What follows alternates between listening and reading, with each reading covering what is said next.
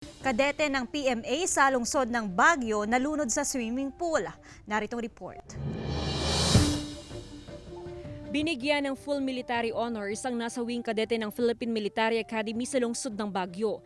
Nasawi si 4th Class Cadet Mario Telan Jr. matapos malunod sa kanilang swimming class. Base sa CCTV footage ng PMA, makikita ang 23 kadete sa pool area kasama ang kanilang instructor. Ngunit pagkatapos ng kanilang swimming class, 22 kadete na lang ang umahon. Pinapagpapaliwanag po natin sa ngayon, of course, unang-una na po yung instructors nila na nandoon po mismo, na nakasalamuha po nila.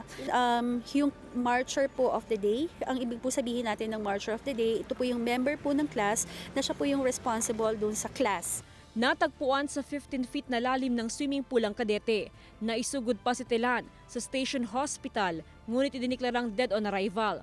Sa autopsy report, asphyxiation due to drowning ang ikinamatay ng kadete at isinasantabi ang foul play sa insidente. We will study thoroughly lahat po ng ebidensyang makukuha natin to include yung CCTV footage to officially rule out kung ito po ay aksidente, to officially rule out beyond a shadow of a doubt na aksidente po ito at walang ibang nangyari. Patuloy na nagsasagawa ng investigasyon ng pulisya at ang pamunuan ng PMA sa nangyaring insidente.